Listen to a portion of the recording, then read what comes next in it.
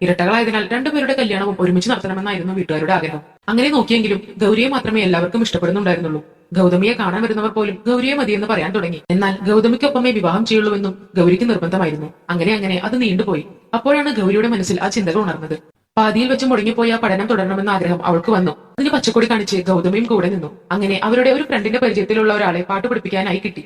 ദയാനന്ദ് എന്നായിരുന്നു അദ്ദേഹത്തിന്റെ പേര്. അദ്ദേഹം ഒരു മ്യൂസിക് ടീച്ചറാണ്. പിന്നെ സ്റ്റേജ് ഷോകളും കച്ചേരിയും റിയാലിറ്റി ഷോകളിലെ കുട്ടികൾക്ക് പാട്ട് പഠിപ്പിക്കാനൊക്കെ പോകാറുണ്ട്. അവൾ എന്റെ കൂടപ്പിറപ്പൊക്കെ തന്നെയാണ്. എന്നാൽ മാഷിനെ ഞാൻ അവൾക്ക് വിട്ടുകൊടുക്കില്ല, ആർക്കും വിട്ടുകൊടുക്കില്ല. അതിനെ എനിക്ക് കഴിയില്ല. രണ്ടാൾ തൊട്ട് അത്രയേറെ ഞാൻ ഇഷ്ടപ്പെട്ടതാണ്, അത്രയേറെ ഞാൻ ആഗ്രഹിച്ചതാണ്. അവളുടെ കണ്ണുകൾ ചുവന്നു, മുഖമാകെ വെളുത്തു ഇറങ്ങിച്ചു. അവളെയും കൊണ്ട് മാഷ് പോയിട്ട് എത്ര സമയമായി? അവർ രണ്ടുപേരും കൂടി ഒരു കച്ചേരിക്ക് പോയതാണ്. മാഷിന്റെ കൂടെ ആയതുകൊണ്ട് അവർ ഗൗരിയെ ധൈര്യമായി പറഞ്ഞു വിട്ടു. പക്ഷെ ഗൗതമിക്ക് അത് സഹിക്കാൻ കഴിഞ്ഞില്ല. അവളുടെ ചിന്തകൾ കാടുകയറിക്കൊണ്ടിരുന്നു. ഗൗരിയും മാഷും കാറിൽ പോയിക്കൊണ്ടിരിക്കുകയാണ്. 3 മണിക്കൂർ ദൂരമുണ്ട് കച്ചേരി നടക്കുന്ന സ്ഥലത്തേക്ക്. അവർ വളരെ സന്തോഷത്തിലായിരുന്നു. ഒത്തിരി ആഗ്രഹിച്ച യാത്ര ആയതുകൊണ്ട് തന്നെ അവർ പരസ്പരം സ്നേഹം കൈമാറി. എസിയുടെ തണുപ്പിൽ ചൂട് പകർന്നുകൊണ്ടുള്ള യാത്ര അവർ ഒത്തിരി ആസ്വദിച്ചു. അങ്ങനെ സുഖിച്ചു പോയിക്കൊണ്ടിരുന്ന ആ യാത്ര കച്ചേരി സ്ഥലത്തെത്തി. വൈകുന്നേരം വരെ അവിടെ തന്നെ ആയിരുന്നു. അവിടെ നിന്ന് ഇറങ്ങിയപ്പോൾ ലേറ്റായി. അങ്ങനെ തിരിച്ചു പോകുന്ന വഴിയിൽ വെച്ച് വണ്ടി കേടായി. എത്രയൊക്കെ ശ്രമിച്ചിട്ടും ഒരു അനക്കവും ഇല്ലായിരുന്നു വണ്ടിക്ക്. പാതിരാത്രി ആയതിനാൽ മറ്റൊരു വണ്ടിയും കിട്ടിയില്ല. അതുകൊണ്ട് അവർ ഒരു ഹോട്ടലിൽ റൂം എടുത്തു. വീട്ടിലേക്ക് വിളിച്ചു പറയുകയും ചെയ്തു. അവിടെ ഹോട്ടലിൽ ഒരു റൂം മാത്രമേ ഒഴിവുണ്ടായിരുന്നുള്ളൂ. അതുകൊണ്ട് ഗൗരിയും മാഷും ഒരു റൂമിൽ തന്നെയായിരുന്നു. മാഷ് ഗൗരിയോട് പറഞ്ഞു, ഗൗരി പോയൊന്ന് ഫ്രഷ് ആയിക്കോളൂ. അപ്പൊ മാഷ് ഫ്രഷ് ആവുന്നില്ലേ? ആദ്യം ഗൗരി ചെല്ലേ, ഞാൻ അപ്പോഴേക്കും കഴിക്കാൻ എന്തെങ്കിലും വാങ്ങിക്കാം. എനിക്ക് നല്ല ദാഹവും വിശപ്പുമുണ്ട്. എനിക്കും നല്ല ദാഹമുണ്ട് മാഷെ. ഞാൻ മാഷിനോട് പറയാൻ പഠിച്ചിരിക്കുകയായിരുന്നു. അതെന്തിനാ ഗൗരി? നിന്റെ ഇഷ്ടങ്ങളൊക്കെ പറയാൻ ഇപ്പോ ഞാനല്ലേ ഉള്ളൂ. എന്ത് വേണമെങ്കിലും ധൈര്യമായി പറയണം കേട്ടോ. ചോക്ലേറ്റ് ഫ്ലേവർ വേണോ വാനില ഫ്ലേവർ വേണോ? അത് വേണ്ട സാർ, ഇപ്പൊ പുതിയ ഫ്ലേവേഴ്സ് ഇറങ്ങിയിട്ടുണ്ടത്രേ. അതിലേതെങ്കിലും വാങ്ങിച്ചാൽ മതി. നല്ല ടേസ്റ്റ് ആയിരിക്കും കുടിക്കുമ്പോ. ഗൗരിയുടെ ഇഷ്ടം. പക്ഷെ നന്നായി കുടിക്കണം. ഗൗരിക്ക് ഒരു കുറവും ഉണ്ടാവരുത്. മാഷുള്ളപ്പോൾ എനിക്ക് എന്ത് കുറവ് വരാനാ? അങ്ങനെ ഗൗരി ഫ്രഷ് ആവാനും മാഷ് പുറത്തേക്കും പോയി. കുറച്ചു സമയങ്ങൾക്ക് ശേഷം മാഷ് വന്നതും ഗൗരി കുളിച്ചിറങ്ങിയതും ഒരുമിച്ചായിരുന്നു. ആ വേഷത്തിൽ ഗൗരിക്ക് മാഷിന്റെ മുന്നിൽ നിൽക്കേണ്ടി വന്നപ്പോൾ വല്ലാത്ത നാണം തോന്നി. അവൾ വേഗം തിരിച്ചു കയറി. പിന്നെ വന്ന് അവർ രണ്ടുപേരും ദാഹവും വിശപ്പുമാക്കി. തിരിച്ച് വീട്ടിലെത്തിയപ്പോൾ ഗൗരിക്ക് നല്ല ക്ഷീണമുണ്ടായിരുന്നു. ആ യാത്രയുടെ ക്ഷീണമാണെന്നാണ് അവൾ പറഞ്ഞത്. അവരുടെ യാത്രയിലും ഒരു രാത്രിയിലെ ആ സാഗരത്തിലെ നീന്തി തുടിക്കലിലും മനം നൊന്ത അവളുടെ മാഷിനോടുള്ള സൗഹൃദമില്ലാതാക്കാൻ തന്നെ മനസ്സിലുറപ്പിച്ചു. പിന്നീട് മാഷിൽ എന്റേത് മാത്രമാകും, ഈ ഗൗതമിയുടെ മാത്രം. മാഷിന്റെയും ഗൗരിയുടെയും യാത്രയെക്കുറിച്ച് ചിന്തിച്ച് അവൾ എത്തിയത് ആ പഴയ ഓർമ്മയിലേക്കായിരുന്നു.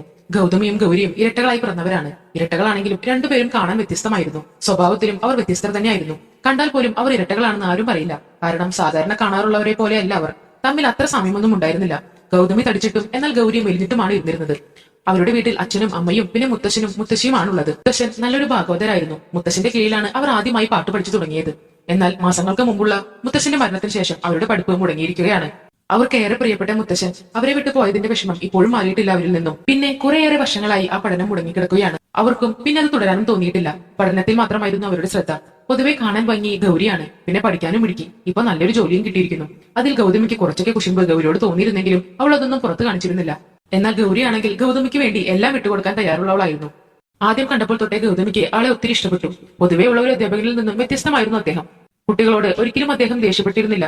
അദ്ദേഹത്തിന്റെ ശബ്ദമാണെങ്കിൽ പറയാനില്ല. ദയാനന്ദൻ മാഷ് പാടാൻ തുടങ്ങിയാൽ പിന്നെ ഒരു ഉറുമ്പ് പോലും ഇറങ്ങില്ല. മാഷിന്റെ ശ്രുതിയിലും സംഗീതത്തിലും ലയിച്ചിരിക്കും.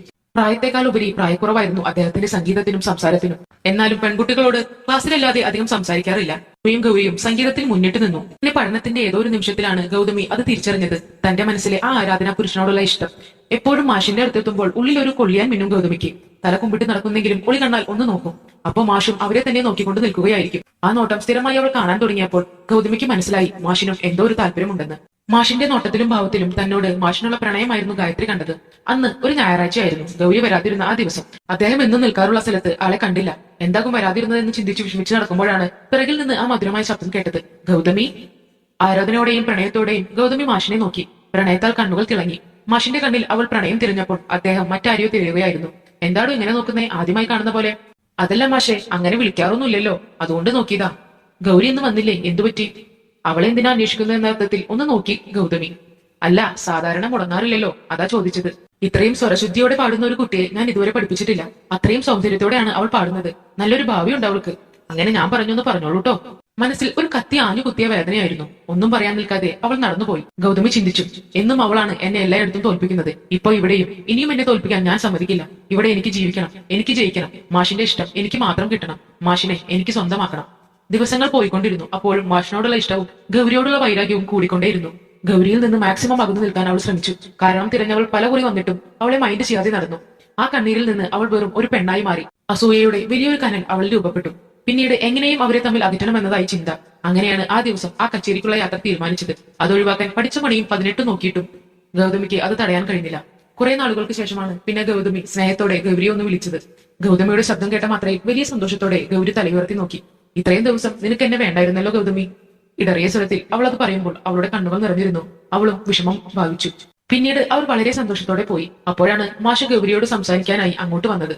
അത് കണ്ടതും ഗൗതമി അവിടെ നിന്നും നടന്നു നീങ്ങി. അതുവരെ ഉറങ്ങിക്കിടന്നിരുന്ന അവളുടെ ഉള്ളിലെ ആ യക്ഷി വീണ്ടും പിറവിയെടുത്തു.